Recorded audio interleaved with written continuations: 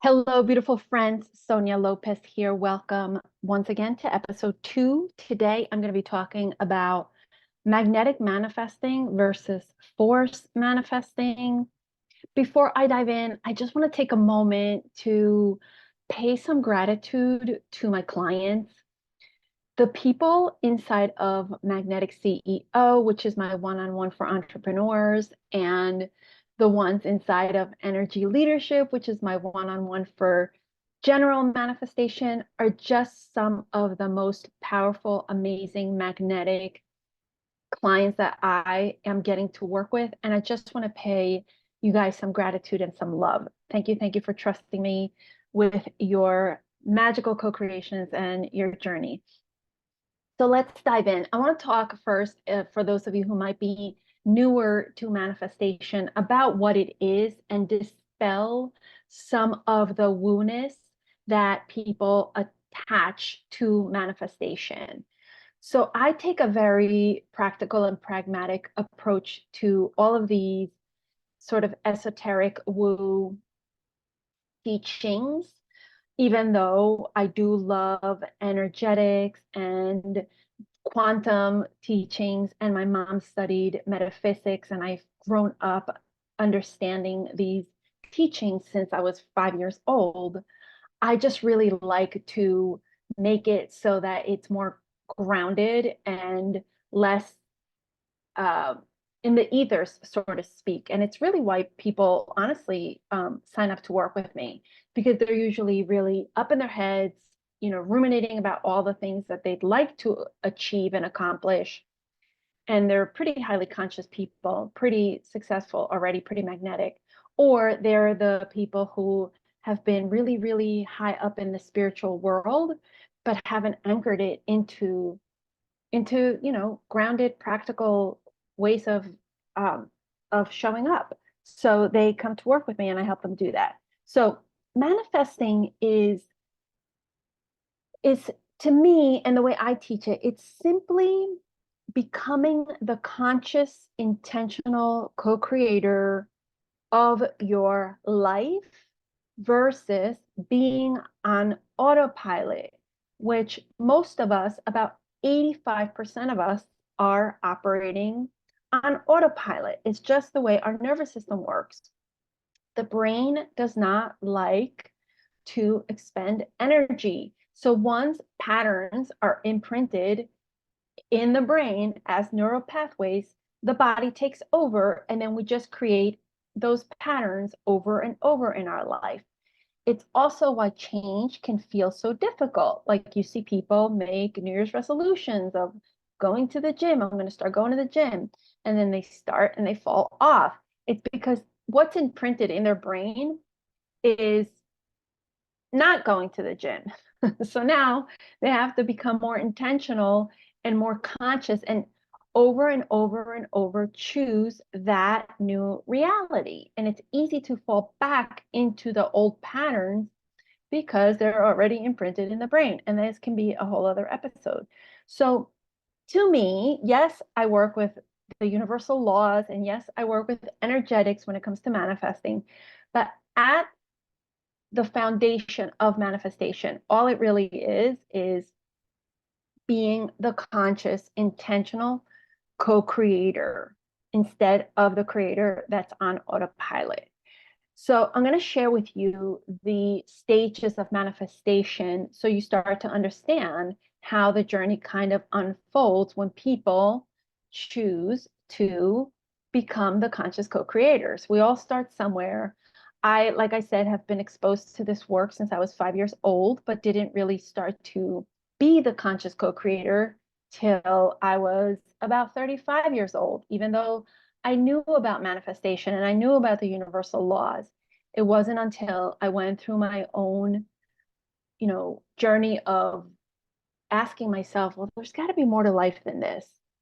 And then going through a big life transformation that I then decided to be the conscious co-creator instead of just allowing life to happen to me. So let's dive into the stages of manifesting. There are 4 stages of manifestation, which most mainstream teachings do not talk about. In fact, I actually dare say that I haven't heard one mainstream teaching talk about this.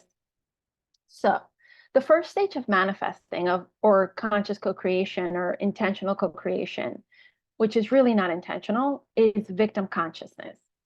This is a level where people are letting life happen to them and they don't really feel or trust that they have any say as to how their life gets to go. So life is kind of happening to them and they're just kind of just going with it and wondering why maybe they're not so happy or so fulfilled or not so on purpose. It's because they're just not kind of taking the ship by or the bull by the horns and creating what they want to create and being intentional. That's victim consciousness. Not a lot of people are in this space, at least not a lot of people I work with.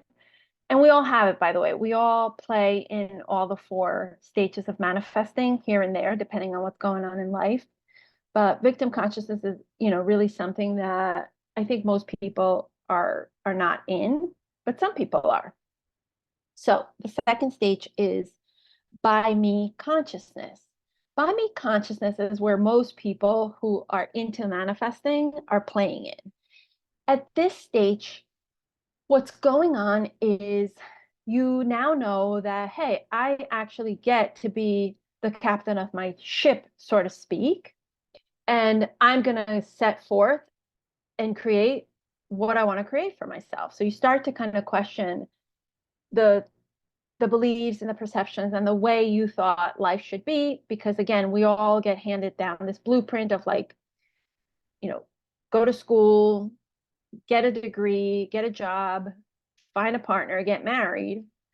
And now at this stage, you're starting to wonder like, actually, I think I just don't want to do some of those things. I want to go this way. I want to be an entrepreneur or want to be single for the rest of my life or whatever it is for you. By me consciousness, here people really play with like affirmations and vision boards, and you start to get into, like I'm going to journal my goals and I'm going to start to create what I want to create. And all of that works up until it stops working. Because what's really happening is you are now elevating at the level of consciousness, meaning your identity is starting to shift. And you'll get to a point on this journey where you're being called into the next stage of manifestation. And this is where manifesting starts to feel hard. And you start to wonder and question, why aren't the things that I was doing working? Why aren't they working anymore? And really, what's required here is for you to go usually deeper in subconscious work and somatic work, because now you kind of got to a threshold, like you've expanded your threshold and the neural pathways in your brain, the imprints, but now it's like you got to go deeper into those neural pathways, and you also have to go deeper into the work. At this level is where I tend to attract people who have one foot in by me consciousness and the other foot in channel consciousness, which is stage 3 of manifestation. If you're here, the way it usually feels and it's described is you kind of feel like you're on a precipice. This is the stage 2 is the state, like between stage 2 and stage 3, I should say, is the stage where people start to feel like stuck. Like I feel stuck is usually how they describe it. Or you're on the precipice, but you're afraid to leap. Usually when you're here between 2 and 3, 1 foot in 2, 1 foot in 3, life is pretty good. You've reached a certain level and you've manifested a lot of great things, and you've reached a certain level in your life or in your business or in your career, but you still feel like, I don't know, something's not quite clicking. Now, here's the tricky part of being at this in between these two stages. You feel like comfortably numb, Because, like I said, life is pretty good and there is no pain point. Listen to what I just said. Life is pretty good and there is no major pain point that is pushing you out of stage 2 fully and into stage 3. And usually humans, we tend to choose growth when we are experiencing tremendous pain and discomfort. That's when you're like in between 1 and 2, or even at the beginning of 2, where life is like, there's more to life than this. Like for me, it was, losing my mother suddenly and then deciding that I didn't want to wonder if there was more to life. I actually just wanted to create it. That was my pain point. A lot of people who get into manifesting and becoming the conscious co-creator of their lives usually happens through a pain point. Now, like I said, when you're between stages 2 and 3, it doesn't usually happen through a pain point. It usually happens because you have to choose to take a big leap. Otherwise, you're going to stay in that comfortably numb space. Now, what do the big leaps look like? Sometimes it looks like letting go of an old part of your identity. Like maybe there's an old trauma that you're still holding on to. For some people, it means letting go of their job because they're, rationalizing their job to tolerate it because the job isn't bad and it pays well and all these things. But deep down that it's time to go. For other people, it might be a relationship. It might be that, you're in a relationship that isn't like the person is good and you guys are fine. You're not fighting or anything, but like you've out it's the relationship has outrun its course. And the only way for both of you to grow, the next level for your growth is going to be to go separate ways. That's another way it happens. Now, they're not all like this big thing. Some of them are just like I said, there's still a part of your identity that you're not willing to let go of, or there's a fear that if you step forth on your next level of evolution, you might leave people behind. And it's letting go of that fear that I might leave people behind. That actually happened to me recently. I was having a growth spurt in my business, and I was holding on to this belief that if I grow, I'm going to have to leave people behind. So when I let go of that belief, everything took off. So that's usually where most people come to work with me. They're in between stage 2 and 3. So stage 3 is channel consciousness. This is such a fun stage to play in. And you guys, remember, like I said, we all usually play in all the 4 stages, but the more you evolve, the more you lean into the higher stages, which are, I shouldn't even say higher. Higher is not the word I want to use here, but like, let's say the more expansive stages, like stage 3 and 4. So stage 3 is channel consciousness. And like I said, this is a fun stage to manifest in because it's the stage of super conscious manifestation, like stage 4. This is the stage where the universe works through you, or whatever higher power you subscribe to. I will interchangeably use the words God, source, universe. But again, whatever higher power, higher intelligence you subscribe to. Here you start to get like really connected to your intuition and to that deep inner knowing, that deep inner higher power intelligence. And you start to feel, hear, sense, and have that deep inner knowing. So I connect them to the clair gifts, our clairaudience, clairsentience, clair, I forget what the other clairs are. But you start to connect to those and you start to just move in that direction. Like you don't question it. You don't let your logical thinking mind guide you. You really just trust your heart. Here, you really start connecting to that higher version of yourself, or as people like to say, your higher self.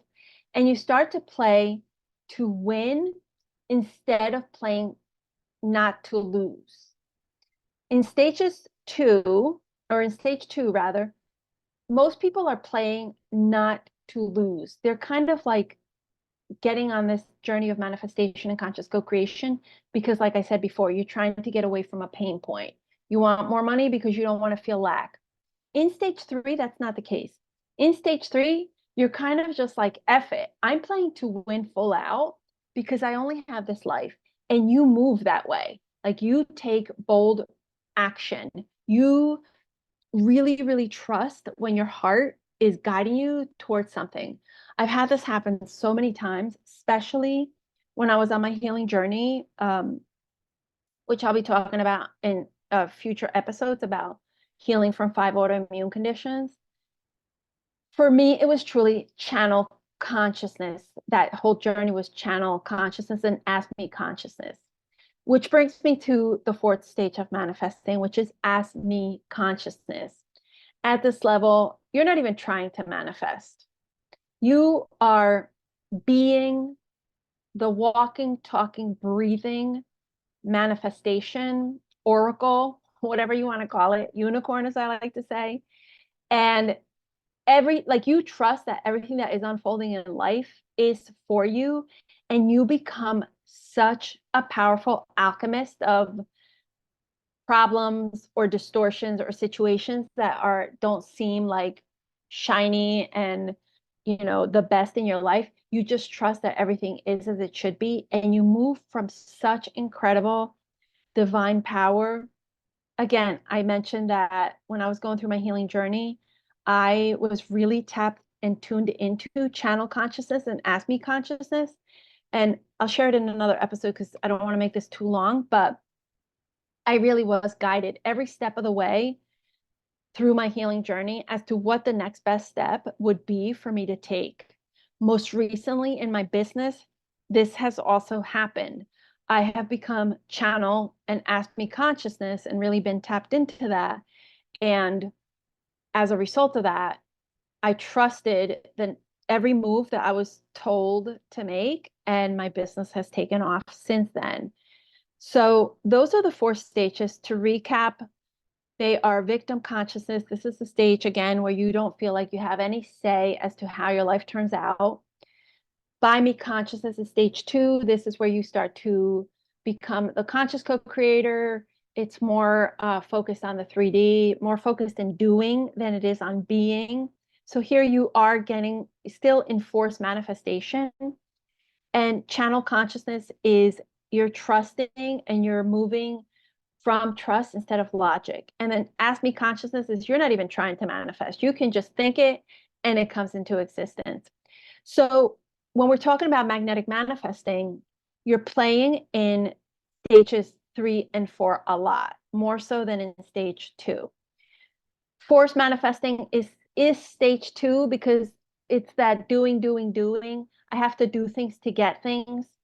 And that's not the type of manifesting I teach. I teach you more to get out of stage 2 and into 3 and 4, which is where a lot of magic happens, or at least it seems like magic.